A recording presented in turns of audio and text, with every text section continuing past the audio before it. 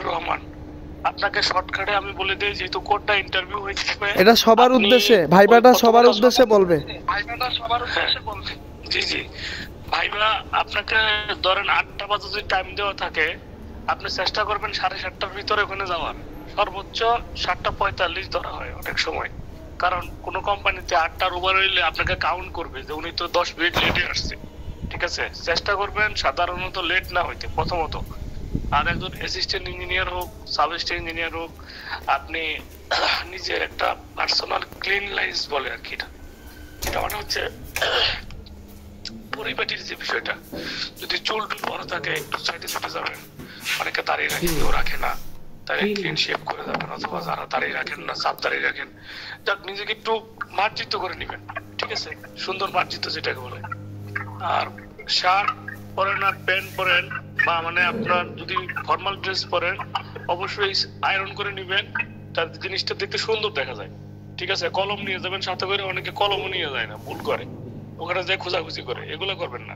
আর যদি কোনো ডকুমেন্টের কথা বলে যে আপনার এই যে জিনিস আনতে হবে বিয়ারিং, অথবা আপনাকে যদি শুধু বলে যে একটা ইউ ক্যান বিয়ারিং সিবি, একটা সিবি নিয়ে আসবেন সাথে, তাহলে আপনি আপডেট সিবি যেটা, এটা নিয়ে যাবেন, যেটা সর্বশেষ আপডেট করা হয়েছে। পুরান কোন সিবি, ছবি একটা দিচ্ছেন বোঝা যায় না, ঠিক আছে, নামের সাইন একটা বাংলায় দিয়ে রাখছেন ইংলিশের জায়গায়, এরকম কোন জিনিস নিয়ে যায় না, যেগুলো এইসার দেখলে মেজাজ গরম হয়ে যাবে, বুঝছেন?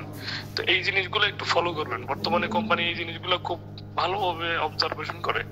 আর ওখানে গেটে সাইন করবেন, ভিতরে বসবেন, যা দেখার ইলেকট্রিক্যাল সম্পর্কে, যদি বাসে যান সম্ভব হলে ফোনের ভিতরে ছবি তুলে নিয়ে যাবেন, বাসে বসে দেখবেন। কিন্তু কোম্পানির ভিতরে ঢোকার পরে কখনোই ফোন বের করবেন না, কারণ ওখানে প্রত্যেকটা কোম্পানি এখন সিসি ক্যামেরা দ্বারা সবকিছু নিয়ন্ত্রিত।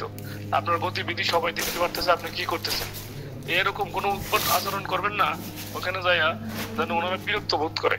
ঠিক আছে, কথাবার্তা বলার দরকার নাই, শুধু যেই জিনিসগুলো মাথায় আছে এগুলো একটু নিজে নিজে ক্যালকুলেশন করবেন যে ঠিক আছে কিনা। আর ওখানে প্রথমে ঢুকলে আপনাকে সাইন করতে দিবে, হয়তো গেটে সাইন করে ভিতরে যাবেন, এটা একটা জায়গায় নিয়ে বসাবে।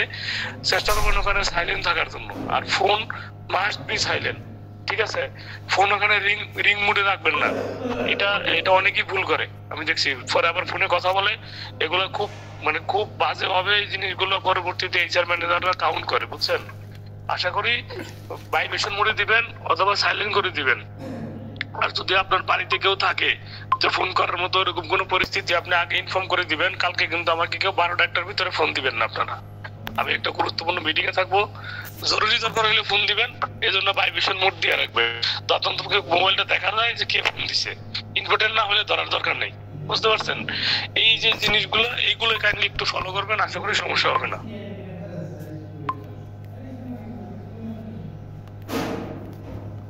ইনশাআল্লাহ।